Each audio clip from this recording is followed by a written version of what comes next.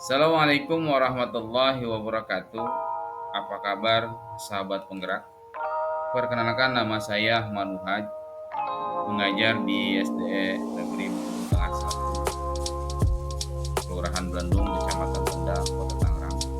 Dan saya sebagai calon guru penggerak angkatan 11. Dan pada video kali ini saya akan memberikan kesimpulan dan refleksi pemikiran Ki Hajar Dewantara tentang koneksi antar materi di modul 1.1. Dan menurut Kamus Bahasa Indonesia, kata mendidik berarti memelihara dan memberikan latihan, ajaran, tuntunan, pimpinan.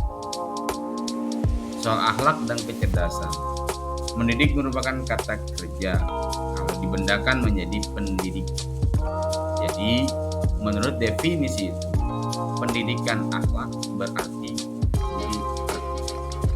Jadi dengan kata lain, bahwa kata mendidik lebih identik dengan, lebih dekat dengan ke arah budi pekerti. Ternyata ada beberapa hal yang saya lakukan dalam pembelajaran sebelum saya mempelajari modul 1.1. Yang pertama adalah transfer materi. Jadi yang saya lakukan sebelum saya membaca atau mempelajari modul 1.1 itu, dalam pembelajaran yang saya lakukan hanya mentransfer ilmu, transfer pengetahuan dari pengetahuan yang saya ketahui, lalu saya transfer dengan konsep pembelajaran yang saya terapkan agar anak bisa menghafal, paling tidak mengingat materi tersebut. Dan yang kedua, saya melihat hanya dari hasil evaluasi, dari hasil siswa melakukan tes evaluasi baik di harian maupun di mingguan, yang mana itu yang saya anggap suatu hasil atau ujung dari atau puncak dari pada pembelajaran yang saya lakukan. Ternyata itu yang saya lakukan. Yang ketiga adalah teacher center. Teacher center ini adalah suatu konsep pembelajaran yang fokus kepada guru tersebut. Atau dengan kata lain, teacher center ini adalah satu konsep pembelajaran yang bersumber dari guru. Dalam konsep pembelajaran ini tidak melihat pada kelebihan siswa atau bakat siswa yang mana mereka mempunyai bakat tersendiri. Di antaranya bakat mereka berdasarkan pendapat mereka sebagai public speaking yang harus diasah dan diterapkan. Serta dicoba untuk mereka berani mengutarakan pendapat dan ide serta gagasan. Dalam teacher center ini tidak melihat seperti itu dan tidak mengembangkan hal seperti itu. Yang selanjutnya adalah tidak peduli tentang pemahaman siswa. Di dalam satu kelas, tidak semua mempunyai kemampuan yang sama. Tidak semua mempunyai pemahaman sama. Dan tidak semua mempunyai daya serap yang sama. Nah, dalam hal ini, ketika pembelajaran yang lalu sebelum mempelajari modul 1.1, tidak peduli dengan pemahaman siswa itu dianggap suatu hal yang biasa saja. Ternyata ternyata ini bisa mengaruh terhadap siswa tersebut. Keberhasilan berdasarkan nilai KKM adalah konsep yang kelima, yang mana ini sering kita lakukan sebelum mempelajari modul tersebut. Konsep ini adalah melihat suatu keberhasilan atau ukuran dari nilai atau angka-angka yang dikeluarkan oleh guru tertentu. Dan ketika siswa tersebut sudah mencapai nilai KKM atau yang sudah dibatasi batasan minimum, jika sudah melebihi itu, dianggap mereka sudah berhasil. Dan penilaian itu hanya dilihat dalam satu sisi saja jika ada evaluasi.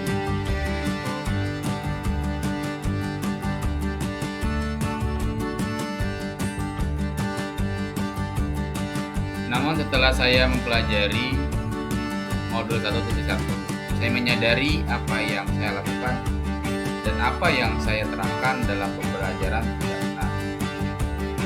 Dan ketika saya sudah sadari dan saya berbenah diri, ternyata dalam melakukan proses pembelajaran secara menyeluruh bukan hanya dilihat dari kognitif saja. Ternyata di dalamnya ada afektif, psikomotorik, spiritual, budaya, dan sosial. Hal yang tadi yang sudah disadari dan sudah menerapkan pembelajaran secara menyeluruh, ternyata ada efek pada siswa. Jadi murid atau siswa sebagai subjek bukan objek. Implementasinya adalah siswa menjadi mempunyai atau bisa berekspresi dengan bebas. Dalam pembelajaran mereka berekspresi sesuai dengan kemauannya.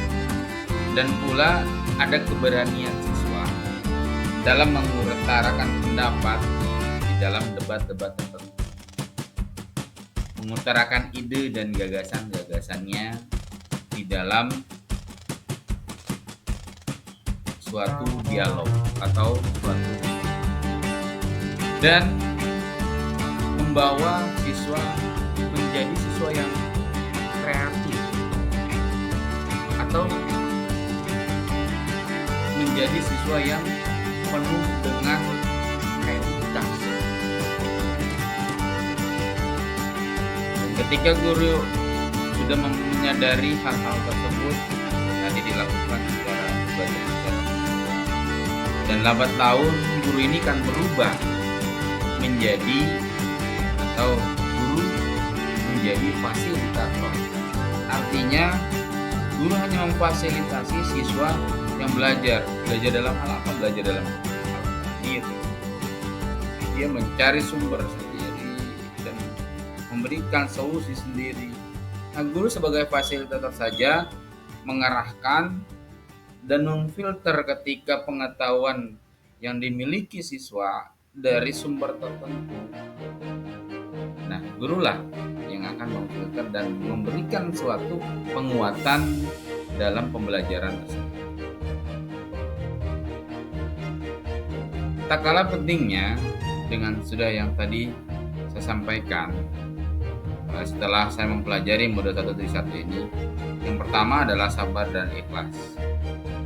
Jadi seorang guru harus mempunyai kesabaran dan keikhlasan, karena yang kita hadapi berbagai macam karakter, berbagai macam lintas budaya, dan berbagai macam latar belakang keluarga, yang mana dari beraneka ragam itu kita tidak bisa, ada yang kita mampu menghadapinya dan ada pula kita yang tidak bisa menghadapinya. Maka dari itu tekanannya adalah pertama adalah sabar dan ikhlas. Yang kedua, memahami karakter murid. Pengetahuan yang saya dapati setelah saya mempelajari modul 1.1 ini yaitu memahami karakter. ini penting untuk kelangsungan pembelajaran, atau kita bisa mengukur sejauh mana dan mengukur apa yang kita berikan. Seperti kita ambil seorang dokter yang mempunyai catatan diagnosis, ketika catatan itu dia rangkum, lalu memberikan obat sesuai dengan dosis tertentu yang telah dia rangkum. Sama seperti halnya kita sebagai seorang guru, ketika sudah kita memahami karakter siswa, artinya kita dapat memberikan formula-formula apa yang harus kita sampaikan kepada siswa tersebut, atau formula apa yang harus kita pakai menghadapi berbagai macam karakter di kelas kita. Yang ketiga adalah menghargai perbedaan karakter. Kita tidak bisa memaksakan harus seragam, tidak juga. Dan kita juga harus menerima daripada perbedaan-perbedaan yang mana mereka mempunyai latar belakang yang berbeda. Sudah pasti penyatuan watak dan karakternya pun berbeda. Maka dari itu, perbedaan itu harus kita hargai dan kita jalankan.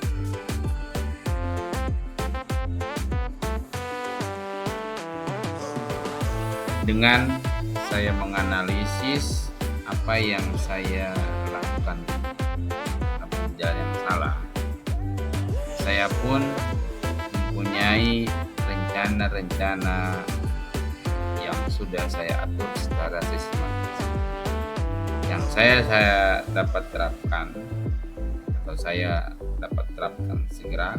Yang pertama adalah merancang pembelajaran yang interaktif dan menyenangkan.